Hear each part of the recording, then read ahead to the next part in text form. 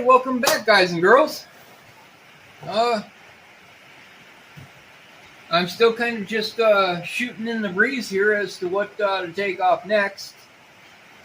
There's really not a plan at this stage. The only plan is just to get everything that's in here out. That's all that needs to be done.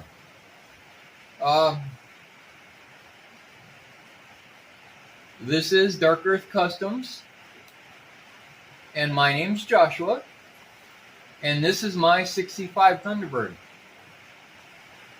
So, we're going to go ahead. I think I'm going to take off the carburetor. Now, I've taken enough pictures to document where everything goes, and that is a very important part on restoring a car, even if it's a new car and you're fixing something. If you don't know what you're doing, if you're new to this, if you've been working on cars for 50 years, the best thing you can do is document. Either write stuff down, take pictures, draw pictures, whatever you need to do to make sure that what you take apart goes back on correctly. I've seen that happen too many times with people that don't know what they're doing, or they get into a project and then they sell it because they're like, I can't do this anymore, I don't know what I'm doing. Here's the parts, have fun. I can't tell you how many times I've seen that. So, even me, who's been working on cars for 30 years, document it. I still document it. In the case of this Thunderbird, which I've never had before, take pictures. That way when I take whatever off I'm taking off, I'll know by looking at the picture, that goes back on that way. So, it's a wonderful, dreary night here in Minnesota. Temperature is probably about 35. Ears are a little cold still. Try to warm them up quick. And that's the problem with having these big Dumbo ears that I got. You know, I can't fly around yet. It'd be nicer to fly around, kind of like Dumbo did, but I can't. So, yeah, I'm stuck. But they get cold easy. You know, kind of gotta warm them up so I don't freeze my brain. So I think I'm going to start tonight by taking off the carburetor.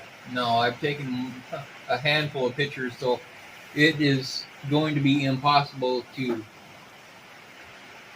not do this, not put it back on correctly.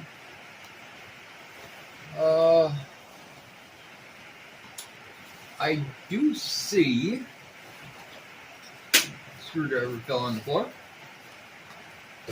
I do see a bunch of hoses that are in my way, though. So I think what I'm going to do is I'm going to start by trying to take them off.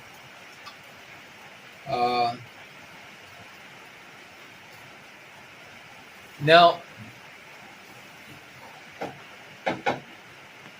one thing I will say to anyone working with coolant hoses, the number one thing that you will be told to never do, ever, is use a slip joint pliers or a pliers that has teeth on the hose, because it will tear the crap out of the hose, and when you go to put it back on, it's probably going to leak. For this particular time, though, I'm going to use my slip joint because these hoses are going to get replaced, so I don't need to worry about destroying them. So, I need to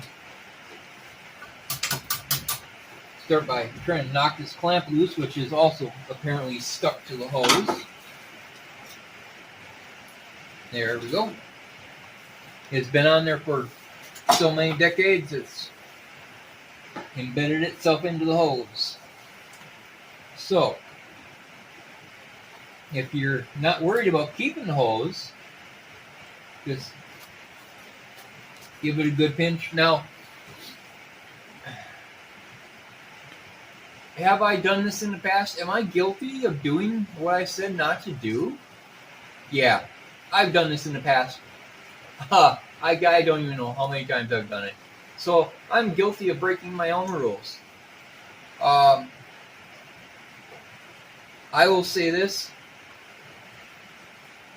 You're not supposed to do it because it can chew up the hose. However, when you've been around vehicles long enough, you kind of get a feeling for how much pressure to put on the wrench. And if the hose doesn't move right away, there's a good chance you're going to tear the hose apart. But this one moved right away. So, yes, you can do it. Should you? Probably not. They make picks that you can get up under the hose and break the seal free between the hose and the connection. That's normally the right way to do it, but in this case, it's getting done this way just because I'm doing it this way. So, I'm gonna have to set those aside. I'm gonna have to get a bunch of baggies out here so I can start sorting hardware. That's another thing. For as much documenting as you do, baggies, Ziploc baggies, and a Sharpie are gonna be your best friend. Mark parts. Every screw, every bolt, every nut, everything you take apart that can fit in a baggie, mark it, set it aside. Because you're gonna find out real quick when you go back to put things together, where did that screw go that I had for this? I can't find it. Well, yeah, it's probably gone forever. So, mark it. Bag it, tag it. You won't have to worry about it.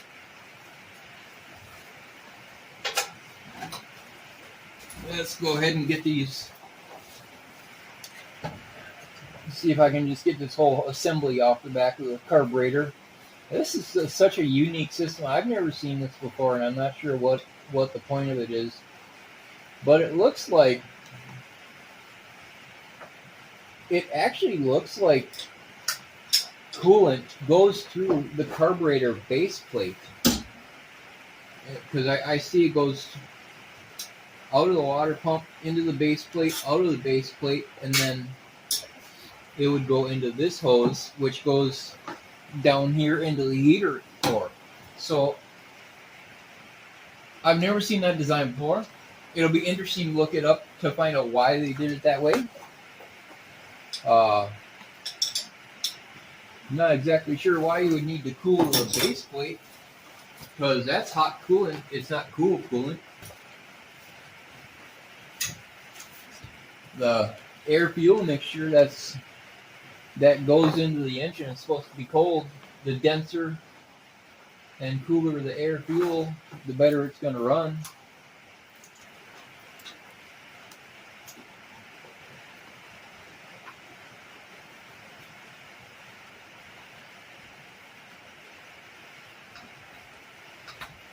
Yeah, just a little wiggle like that and she should come right off. Now, it looks like all these hoses have been pulled off and replaced at one point here, so like I said, I'm not concerned about screwing up these hoses or breaking them or anything, because it's all looks like raccoon poop. That's cool. Somebody was sitting up here taking a dump on my engine when it wasn't my car. So, because this is from decades ago, it looks like. So, yummy. Can all have a good old helping of raccoon poop. Maybe it was a cat. I don't know. Maybe it was a cat, maybe it was a dog, maybe it was a raccoon or a alien or something.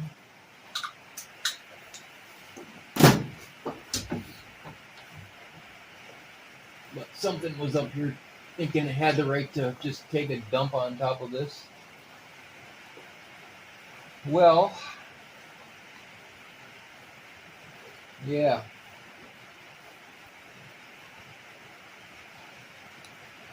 And it looks like I'm gonna have a few issues here with some of this stuff.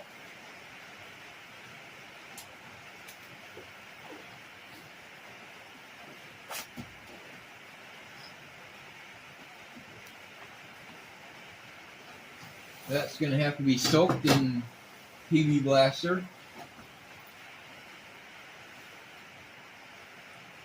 PB Blaster is a great lubricant if you need to get anything that's rusty apart. I use PB Blaster. I used to use WD-40, but that stuff just isn't as strong.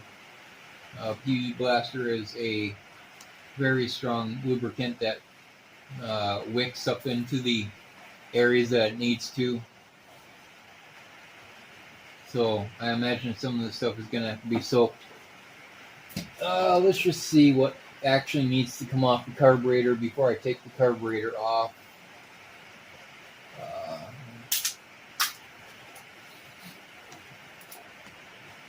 I don't think this is factory, but this is the PCV valve. That is in a rubber hose that's harder than a foundation block.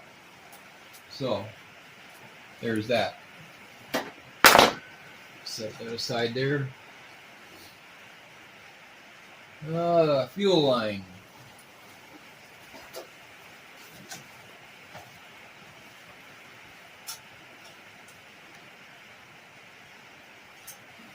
Fuel line's nice and rusty.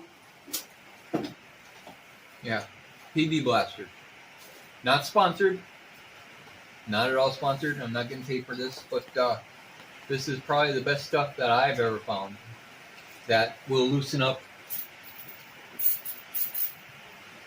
rusty parts and will help get them off when they need to come off.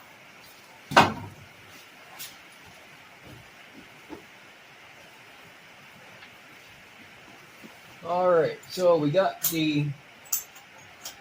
this all right here is the assembly for the carburetor for the gas pedal.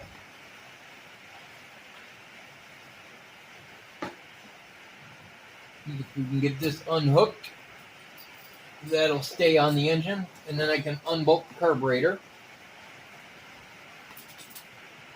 Come on. Come on. Don't be a brat. There we go. Throttle return spring. This whole assembly here for this Thunderbird, kind of hard to see right now, but I'll show you once I get it out of the car at some point. Very hard to find if it gets broken or goes missing. I've seen people having to spend a lot of time researching how this all goes together because it's kind of a unique configuration on how the throttle assembly and transmission kickdown works together. But we'll get to that later on. This is also this part right here on the carburetor is also another part that's extremely hard to find. Seems like it still works. It's called a dash pot. It's for carburetors. Carburetors in general, when you all of a sudden you let off the gas, the butterflies in the carburetor will snap shut, and dash pots are there to help slow that down, to keep a idle down, because if you just snap those butterflies shut on a carbureted vehicle, there's a good chance it's probably just going to sputter up and die. So in an emergency, when you all of a sudden you have to hit the brakes and you're off the gas and on the brakes, there's a good chance your car could die if you don't have the dash pot on. A lot of cars don't have them, and that's just a chance those owners take. I had cars in the past that didn't have them. It never really happened to me as far as I can remember, but it has happened to people in the past. So that's just something you have to look into, a decision you have to make on what you want to do. Now, this carburetor looks horrible. It's full of corrosion and disgustingness. But from what I have discovered is that this is the infamous 1411 carburetor. And I was considering buying an Edelbrock carburetor for this car, but I have discovered in the process that this particular carburetor is not only highly sought after, but it's apparently considered in the industry to be one of the best built carburetors ever. So I'm not going to get rid of it. I'm actually going to rebuild it. I got a carb rebuild kit, and that'll be another episode of just rebuilding the carburetor. That might actually turn into more than one episode because there's a lot of parts. Jokingly, there's millions of parts, but there's really not. But there is a lot of tiny little parts to a carburetor. And it takes a while to rebuild a carburetor, probably more than one of my episodes. So that's another thing to do. It looks like I have the vacuum line for the distributor and the fuel line. And this heated choke line. That I haven't decided yet. I'm probably going to go to an electric choke on this. Now, my plan for this car is going to be to start off just to get it running and on the road. I want to drive this. Here in Minnesota, there's a car show called Back to the 50s that happens in June. I want to take this car to that show, and I want to drive it there. So that means that it is now the second week in February. It's February 14th, actually, today. So I have between now and the beginning of June to get this car roadworthy. That is a humongous job. It can be done, but it's going to require a lot of time that I don't have because I have tons of other projects to do. And this is just on that list. So I'm going to have to try to bust my butt and get this done so I can get this car down to that show. That is my goal for this year, is to get this car to Back to the 50s in June.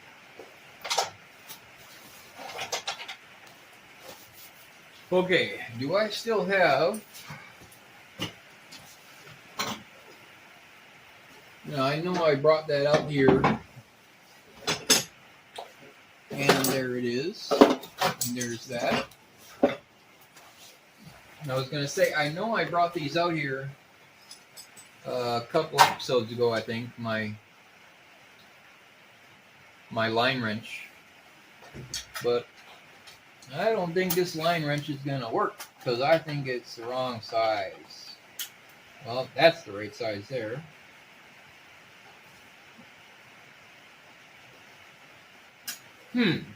That's a little sticky.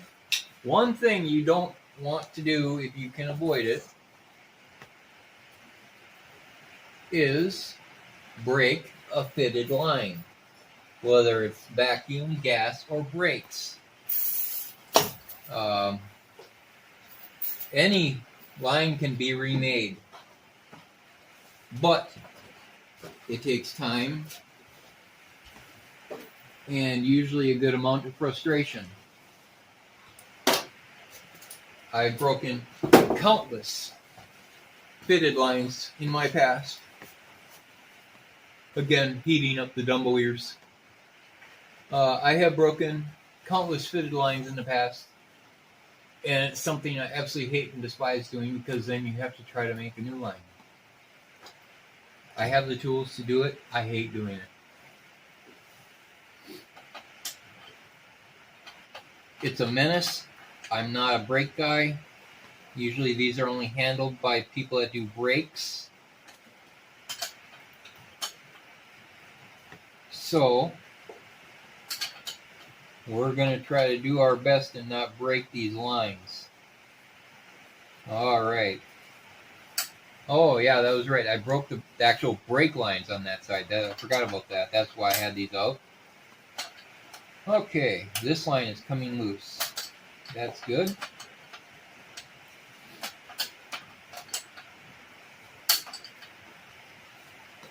But, yeah, going back to my plans for this car is just to get it running to start. I really want to leave this car as original as possible.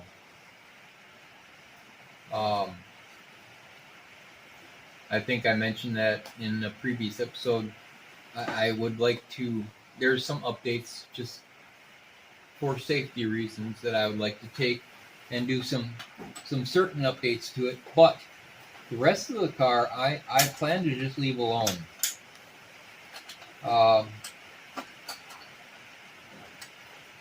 The pulling up the history on this car,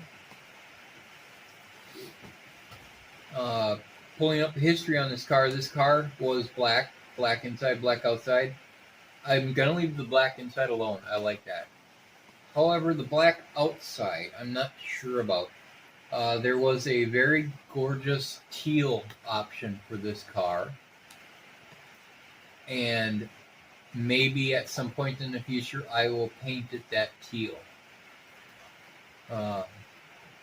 Not sure, but a possibility. Aside from that, yeah, I think a lot of this car is going to get left alone the way it is, because I just like it that way. It's a classic car. You know, resto mods are nice, full restores are nice. I can see all the different types of restorations. I get it. And some are nice. Most of them are nice, actually. It just depends on how you like it. But this is going to be as close to a full restoration, or as close to a full original build as I can possibly make it. But there will, like I said, there's going to be some certain things, like the points that are in the distributor here are being upgraded from stock to a company called Excel. Excel makes high-end ignition components. Now, I've had people tell me, just buy the point upgrade, which is from a company called Petronics. Yeah, I can see that. And I may buy one just to set it on a shelf and have it set aside for in case I want to change it. But I want to stay with points. Points can be just as reliable as anything else. If they weren't reliable, they would have found a different option back in the day, because that would have meant all cars would have ran like crap, and they didn't. So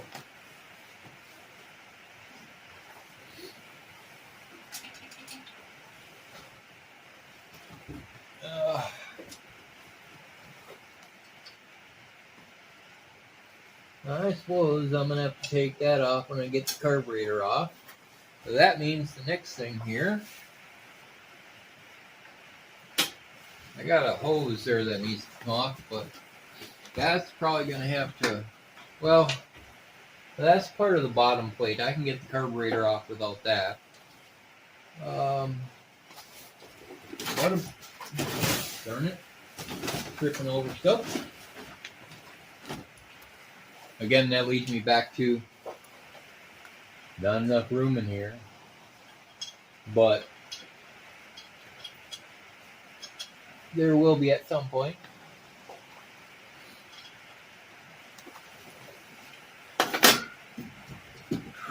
I'm gonna go grab another line wrench, a bigger line wrench.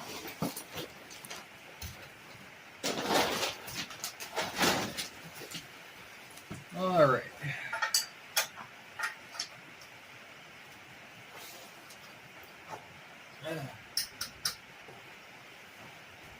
Now, would you look at that? Little PB blaster, and she come right out.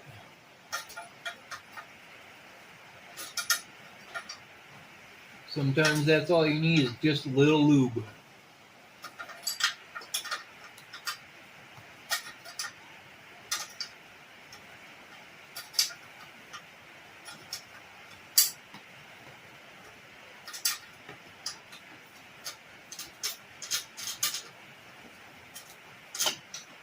Alrighty. And because there's a filter on the fuel pump, which is another unique feature of this car, the fuel filter is actually built into the fuel pump, and I'll show you that with my new one when I put my new one on. There's no fuel filter up here at the carburetor as far as I know. So we got fuel line off, got the distributor line off, throttle. I sure would like to get that off of there. I wonder. It'd make my life a lot easier if I can get this off of here. Maybe I can just bend it out of the way until I get the carburetor off. So that should be a 7/16 for the carburetor studs.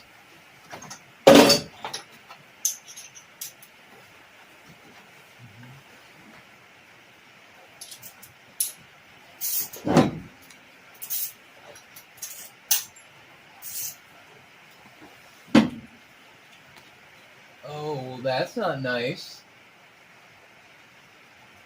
Huh.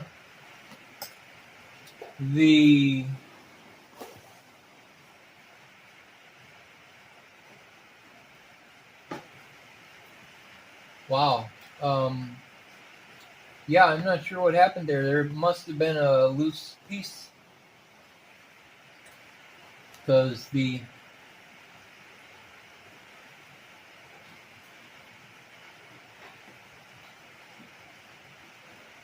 pump here on the front of the carburetor, the actuator rod is loose. So hopefully on one of them pictures I took, I got a good enough picture of where that is supposed to be. Otherwise, I'm going to have to try to figure it out.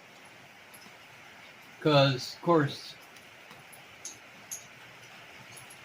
there's 4 holes that it can go into, so you got a 25% chance of making the right one the first time.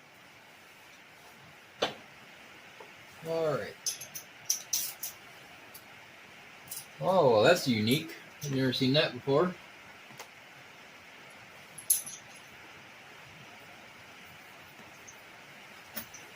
The back nut is a 1/2 inch.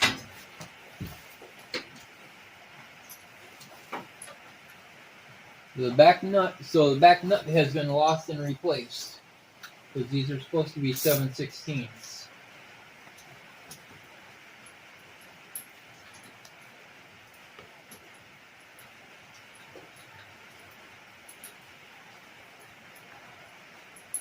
Because the engine's stuck,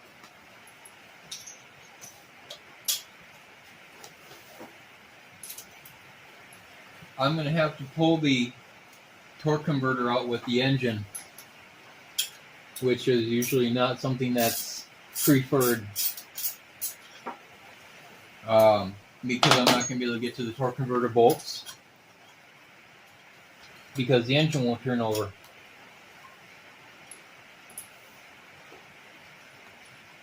So that means I'm going to have to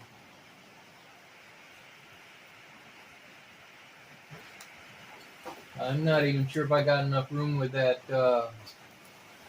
with just radiator gone, I might have to get rid of the AC condenser too.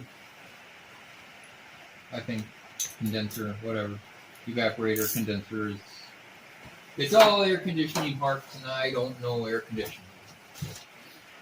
I know their general names, and I'm probably giving it the wrong name, but hey, whatever. It's a part to a car. It just does whatever it's gonna do to make us all happy. Right? Right. Here's another lovely piece to this carburetor that I'm about to unscrew. That's another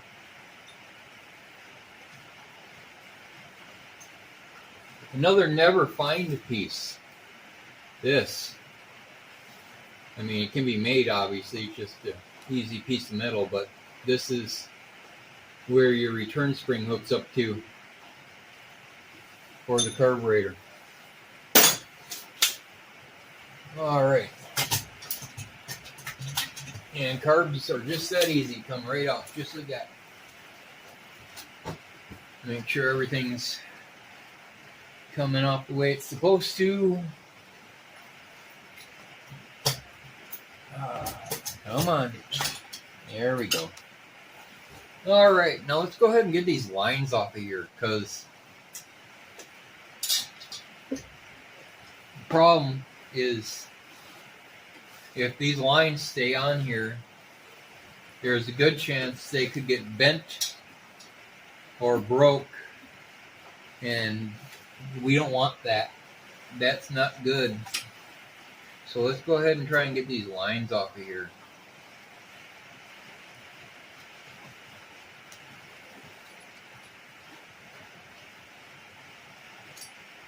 Boy, I sure wish I lived down where it's a little bit warmer. Winter's fine and fun when you're a kid, but as you get older, and I'm not that old, honestly, but still, I'm tired of winter. I'm an adult. I'm done with winter, and I just don't want it anymore.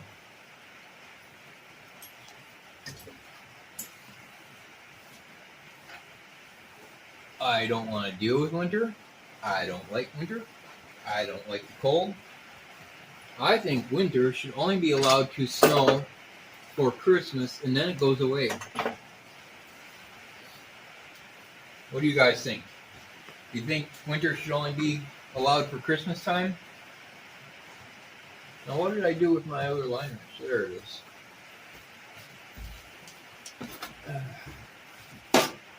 Maybe a month. A month. I'll give it that.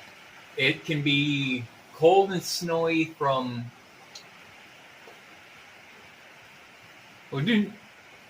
month and a half. Mid-December to the end of January. It can be cold and snowy. But all the rest should be nice. What do you guys think?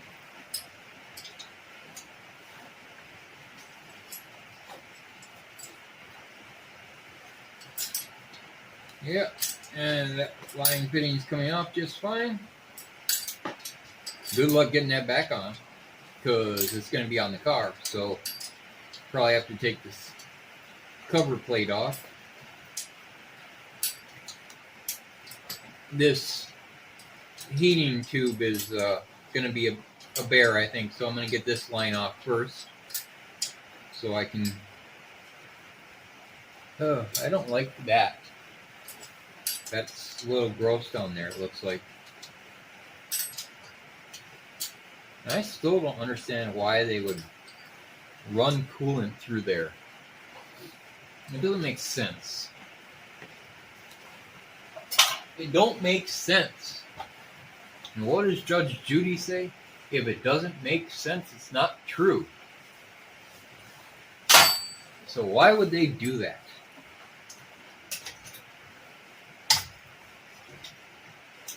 Get this back down in here. Looks like we got some witness marks here on the second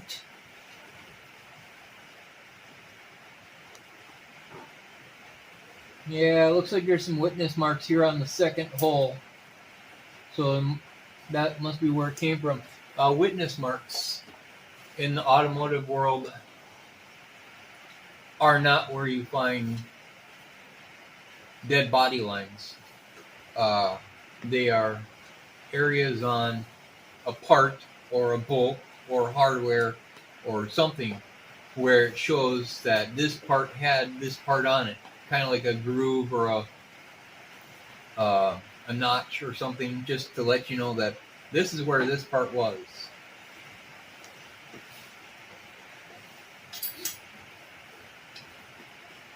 And yeah, it's still cold out and my nose is still runny, but you know what? Just gotta suck it up, because that's what we gotta do up here in the cold, horrible north, is we just gotta suck it up.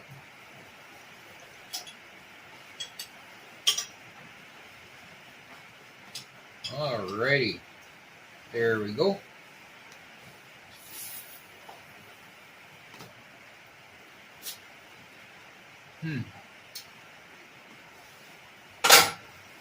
I don't even feel any air coming through there. And it looks,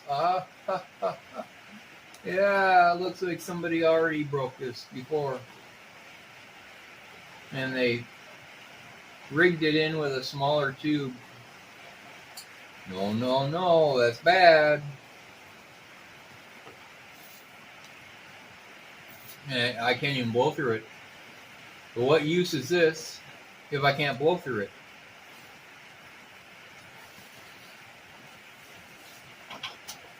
What's supposed to travel up that tube is hot air. So it gets plugged into the exhaust manifold, and not exhaust, I don't think, but maybe.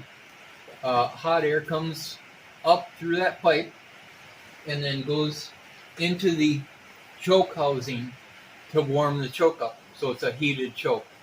That was how they did it back in the days of this car. What we have now are electronic chokes that run a wire off the alternator.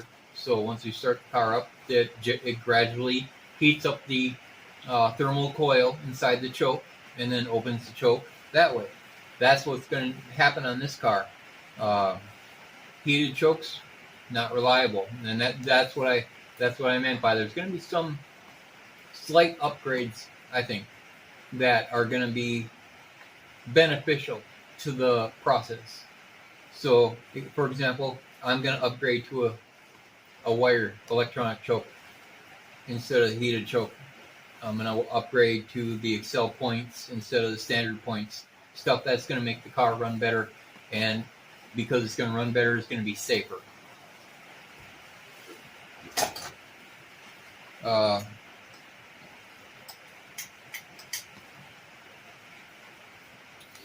I'm really surprised that a lot of these parts work, considering the fact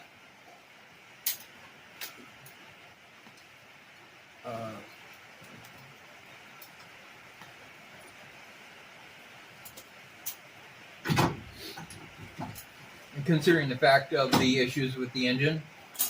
Maybe it just has to do with the cleanliness of the car. It doesn't look like the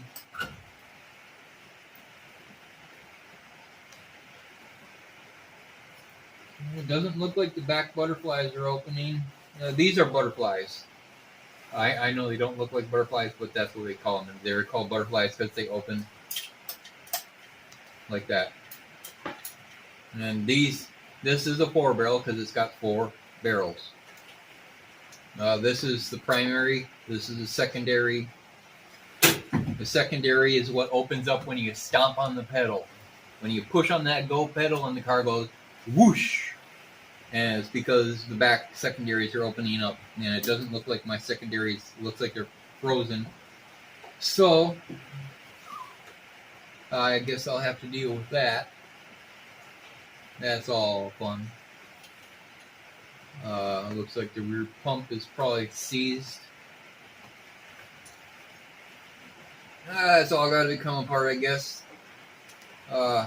Also, carburetors, if you don't know what you're doing, make sure you, document, take pictures. There's tons of parts, tons of screws, and they are in a certain fashion. For example,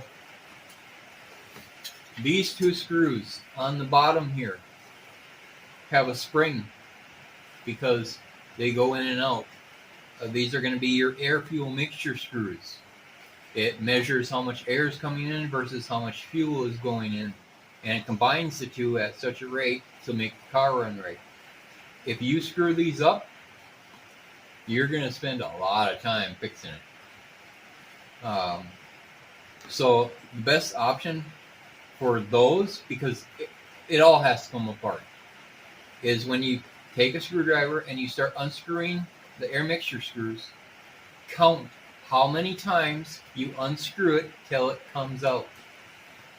You can use because it's a standard screwdriver slot, you can turn it and see how many times you turn that screwdriver, and then you write that down, because it's going to have to go back together the same way. Now, it may not run exactly the same after the rebuild, which is why you fine-tune this stuff afterwards once the car is running. But it's going to be a lot easier to get the car running if you put it back together the way it came apart. So, another episode. All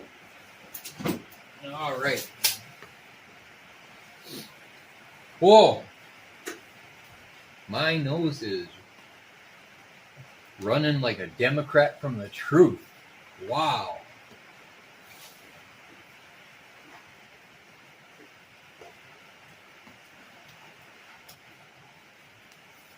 My nose is running like a Democrat from Jesus.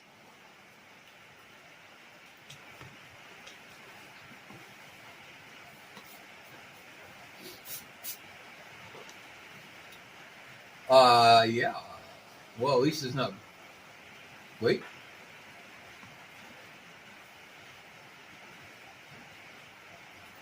Yeah. I was gonna say at least it's not broke, but I think it might be. Anyway. Again, all parts that come off, keep it. This is a junk gasket. I'll never use it again. I'll have to get another carburetor gasket. But this is the gasket that came off the car.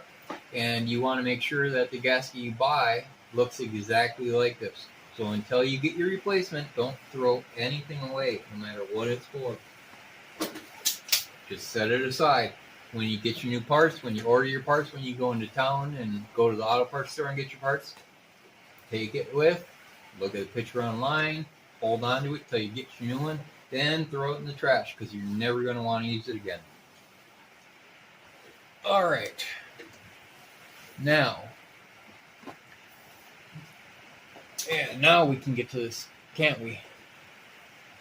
Come on. This stupid heating pipe.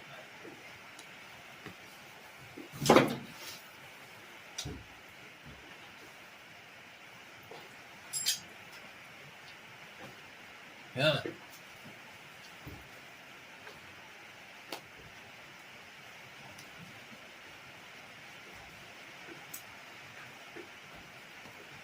Come on. You can do it. There you go. It's just so weird. I don't get it, Ford. I'm a Mustang guy myself, actually. My actual very first personal car that I got that was registered in my name was a Mustang. I've had probably, I want to say probably close to 8 or 10 Mustangs in my life so far.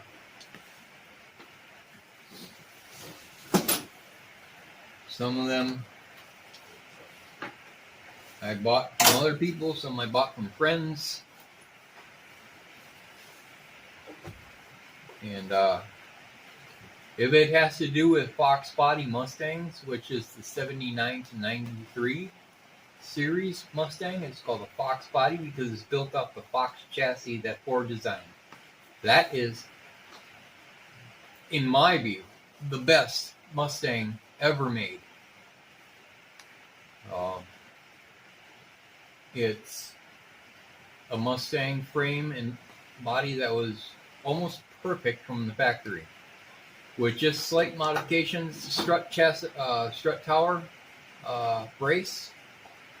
You can buy a rear shock brace for inside the trunk or the hatch. You can buy a strut tower brace for under the hood. You can buy subframe connectors that mount the front and back subframe components together under the car to make it a stiff frame. Once you do that, that body is now capable of holding 600 horsepower. Now, I know there's tons of new Mustangs and tons of other cars that can hold a lot more horsepower now, that are being made now. But back then, that was outrageous. And in a car that probably weighs 2,000 pounds dry, which means no liquids, no fuels, no oils, no nothing, is probably 2,000, 2,200 pounds dry. 600 horsepower is a lot of power. So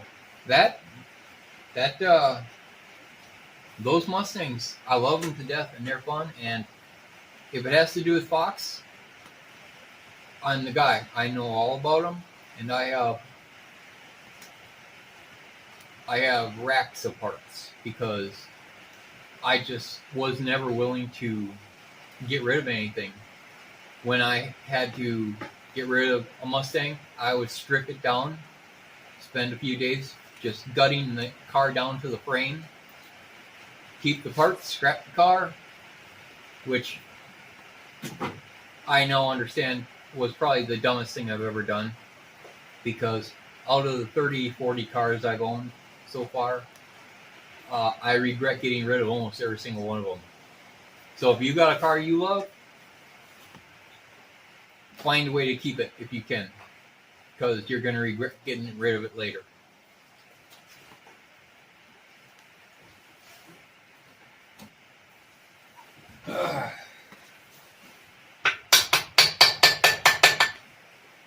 Just a quick love tap there. All right. Yeah, I set tools down. I don't bring them with me, and then I look for them. Where did I put that?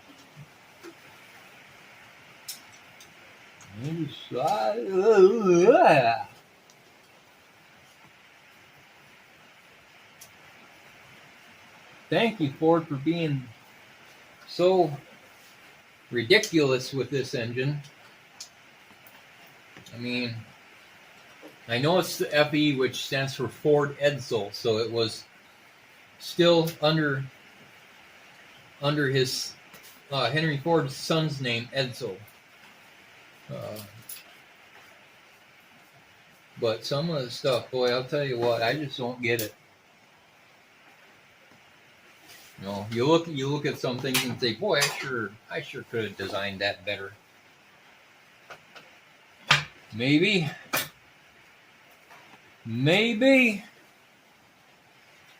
I don't get why they had to install a coolant passage through the carburetor. That just boggles my mind.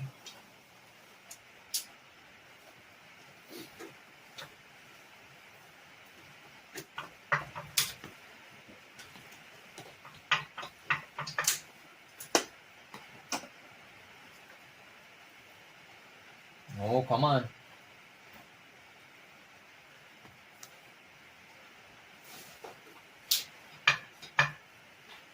So what do y'all think about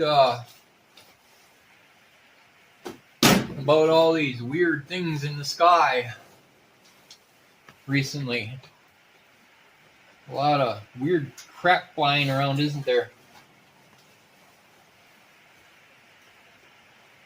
Now, I saw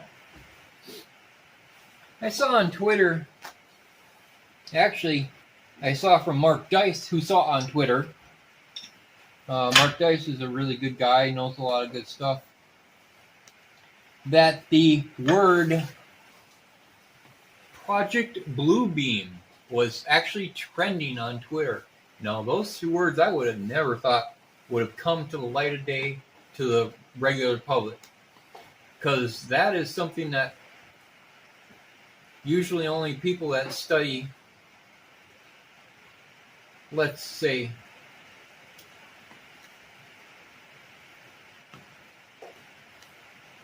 what should I use? Well, I'll just use the word.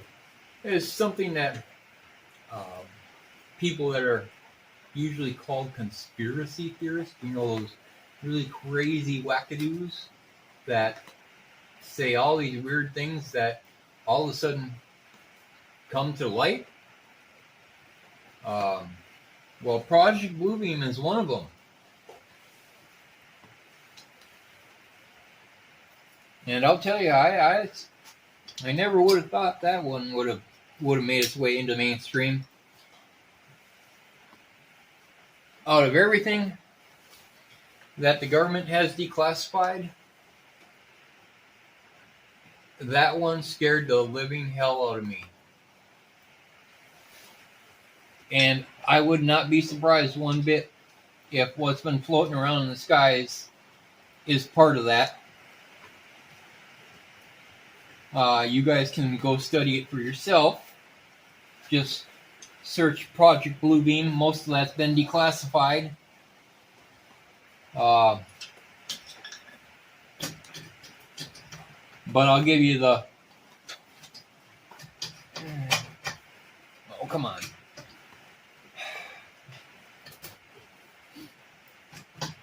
I'll give you the quick notes, or whatever the hell they call it, version of it. Project Bluebeam was actually a project that was supposed to be used by, if I remember right, and don't quote me on this, I'm just trying to remember from what I think I've heard, but or read, I mean. But Project Bluebeam was supposed to be used to link all the satellites in the sky together, and possibly even use hologram technology to project every culture's major religious icon in the prospective nation to help bring about the one world religion, which is coming, by the way. It is well on its way. But anyway, you know, it would show Jesus over America, and Allah over the Middle East, and Buddha over China, and, you know, just basically all the major religious icons, and then help to just say that there's all sorts of gods that lead to the one world religion. Every god leads to heaven, or they could use it to project an alien invasion. It's really bizarre, and it's really hard to even fathom that something like that could be real. But I just found it really strange that was trending on Twitter. So I guess there's a lot more people out there that know about it than I thought. I've read a lot of weird crap online, and you know, obviously you can't trust half of what you read online. But this was actually a released document, so I know that it's authentic. I'll tell you, these scientific folks that work for the government have some really crazy ideas. Whether they're real or not, I don't know. Could they be? Of course. I've always heard that the government is 50 years ahead of the normal people in technology, so who knows? who really knows what the hell they're doing? That's why the government is so secretive. But anyway, just going on, just talking about weird stuff, just hanging out with my favorite YouTubers that love to watch my channel, talking about weird crap. That's why this is Dark Earth Customs and Shop Talk. That's what this is Shop Talk. We all get around together and sit around working on cars, talking to each other. What do you think about that? That's what you do here. You don't just stay silent while you're working on a car. You talk. Talk with your friends and see what your friends think. So I guess that would make you guys my friends. Okay, so the carburetor's off. I'm not pulling the distributor. That is probably the last thing to come out, because I really don't want to take that out just yet, considering this is all filthy, disgusting. And of course, I can't take the intake off until the distributor comes out. Thank you, Ford. Another wonderful idea. Every other engine, you can take the intake manifold out and slide it right past the distributor, but Ford said, not on this one, boys. We're going to make it hard on you. They actually run the distributor clear through the intake manifold.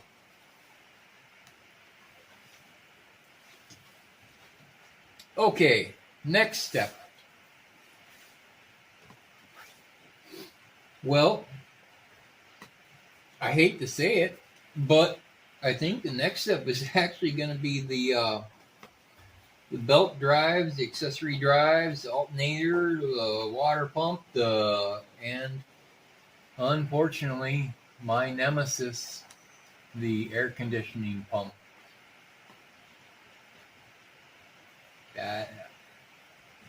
I don't want to do that.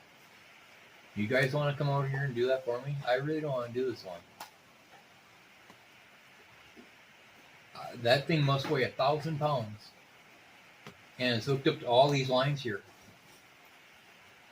And I don't want to do it. It's going to be a giant pain in the rear. I think we're going to leave this one for another day. You know what? I think I want to leave this for another day. I think I want to go inside. I want to have a burrito and some pop. And sit back and watch some YouTube. Not watch my videos because you guys watch my videos. I don't need to watch my videos because I edit my videos. But you guys get to watch my videos, and I'll go on YouTube and watch your videos or other people's videos. Go on and watch Rain Man Ray or Vice Grip Garage or what's the other Thunderbird guy out there? I think there's Vintage Thunderbird Repair. There's Joe Moan, I think, something like that. He's one of my favorites because he ran 150 episodes, I think, of him rebuilding his Thunderbird. Just like this.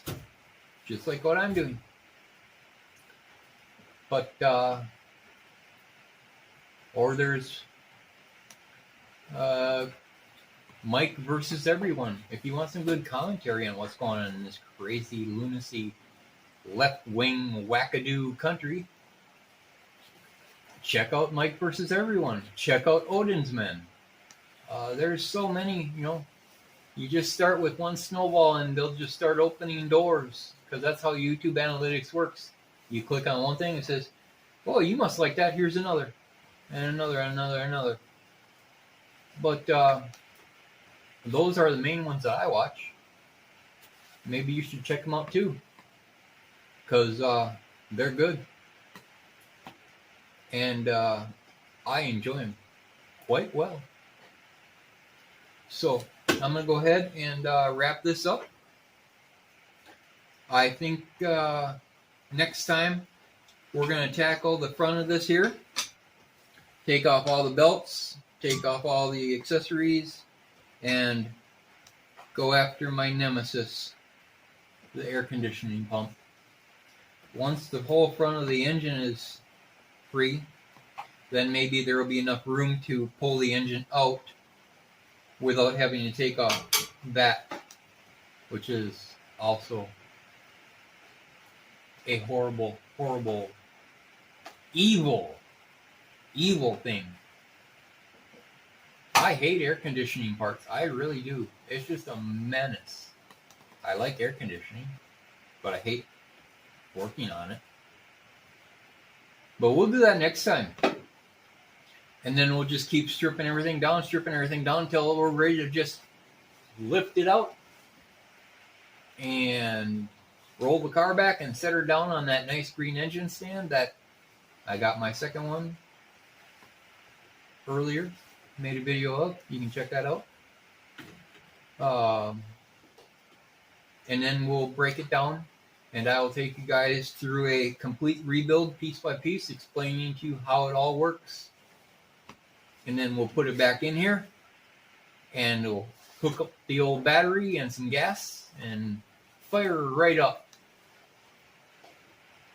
So, again, how is it? Au revoir, something like that in French, or see you later.